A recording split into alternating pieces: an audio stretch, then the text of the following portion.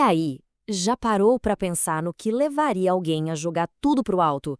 Carreira, dinheiro, até a família, tudo, num piscar de olhos?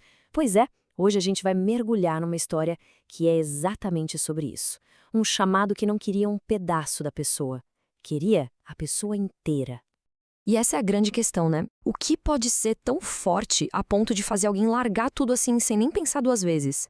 A gente vai entrar de cabeça na história de 4 homens que fizeram exatamente isso para tentar entender o que estava por trás de uma decisão tão radical.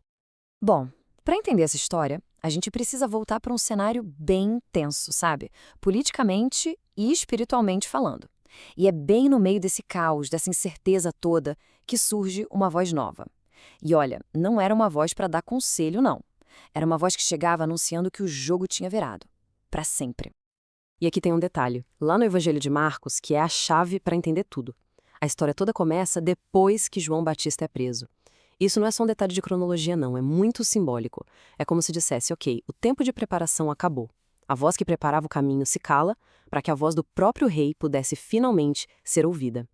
Então, qual era a grande mensagem? Não era uma filosofia nova, nem um manual de autoajuda. Era, na verdade, um anúncio bombástico. A mensagem era: o reino de Deus, aquele governo ativo do Criador, deixou de ser uma promessa para o futuro. Ele chegou. Tá aqui. A história, de repente, foi invadida por uma realidade completamente nova. Mas o que é esse tal de reino de Deus? Muita gente pensa que é um lugar lá no céu, ou algo que só vai acontecer no futuro. Mas a mensagem era bem diferente. O ponto era que esse reino é uma força ativa, acontecendo agora, no presente. É Deus agindo de forma decisiva na história. E uma ação dessas, bom, ela exige uma resposta, e tem que ser para já. E olha, essa resposta não era opcional, não. A convocação pedia 2 coisas, e pedia para agora. A primeira era se arrepender. Isso é muito mais do que só pedir desculpa por algo errado. É uma virada de 180 graus na mente, na vida, na direção que você está indo. A segunda era crer, que basicamente significa confiar de verdade e se jogar de cabeça nessa nova realidade, nesse novo governo. Então fica bem claro, né? Isso não era um conselho amigável para ter uma vida melhor. Era uma convocação oficial, um chamado urgente que exigia uma decisão, ali, naquele momento. Certo. Depois de fazer esse anúncio público sobre a chegada do reino, o rei começa a montar sua equipe. E ele faz isso de um jeito bem direto, bem pessoal. E quem são os escolhidos para serem os primeiros dessa equipe? Não são os teólogos, os estudiosos, a elite religiosa da época. Nada disso. Ele vai para a beira do mar e chama quem? Pescadores. Gente comum, com mão calejada de trabalho, bem no meio do expediente deles.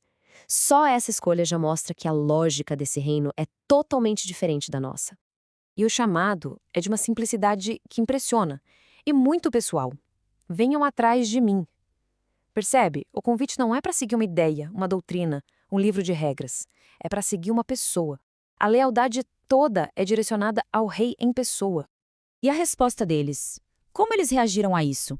O texto faz questão de usar uma palavra para descrever a reação. Imediatamente. Foi na hora. Sem negociação, sem deixar eu pensar um pouco, sem precisar arrumar minhas coisas. A autoridade na voz de quem chamou foi tão grande que a resposta foi instantânea. E total. Só que essa resposta imediata, ela veio com um preço. Um preço bem alto. Aceitar esse chamado significava, literalmente, deixar tudo para trás. E não era para voltar depois. Era para sempre. Vamos tentar imaginar o que isso significou na prática. Eles largaram o único jeito que tinham de ganhar a vida. Deixaram as redes, que eram o patrimônio deles, o negócio da família. E no caso de Tiago e João, a coisa foi ainda mais radical. Eles deixaram o próprio pai lá no barco. Gente, isso não foi uma simples mudança de carreira. Foi uma ruptura total com toda a estrutura de vida que eles conheciam. A partir daquele momento, a vida deles passou a ter um novo centro de gravidade.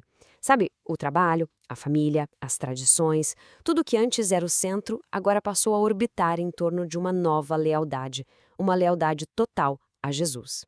E é importante a gente lembrar para quem essa história foi contada pela primeira vez. Eram os cristãos lá em Roma que viviam sob constante ameaça de perseguição.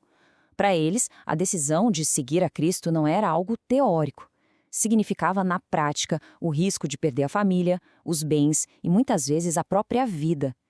Então, ouvir a história desses pescadores não era só inspirador, era como olhar num espelho para as decisões que eles mesmos tinham que tomar todo santo dia.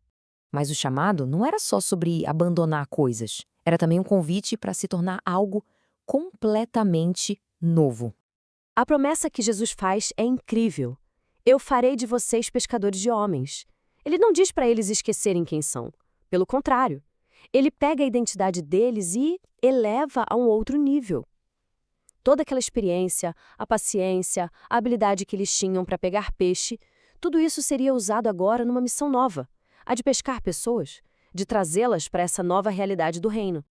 Pensa bem, a energia era a mesma, a habilidade era a mesma, mas o propósito? O propósito era radicalmente diferente. O trabalho deles foi transformado. Deixou de ser um simples ganha-pão para virar uma missão com impacto eterno, uma missão que ia ajudar a definir o futuro. E essa escolha de pescadores e não de doutores da lei revela essa lógica meio invertida do reino. Mostra um princípio que aparece várias vezes. Deus parece gostar de escolher aquilo que o mundo vê como comum, simples, até fraco, para fazer as coisas mais extraordinárias. E é por isso que essa história, mesmo sendo tão antiga, atravessa os séculos e continua levantando uma questão que ecoa forte até hoje. No final, o que essa história faz é forçar uma reavaliação.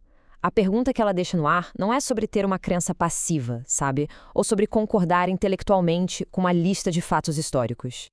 A questão de verdade é sobre ação. A pergunta muda de acredita-se nisso para está se seguindo? Porque nessa ótica, ser discípulo não é um passatempo, nem fazer parte de um fã-clube. É uma identidade que se constrói no ato de caminhar, de seguir o rei dia após dia.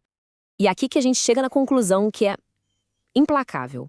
O chamado do reino não é um convite para adicionar mais uma atividade na agenda. É uma ordem para reorganizar a vida inteira ao redor de uma nova autoridade. Como a frase resume bem, não é parcial, é total. Jesus não pede uma parte da pessoa, ele exige tudo. É uma convocação radical, que continua ecoando até hoje, esperando por uma resposta.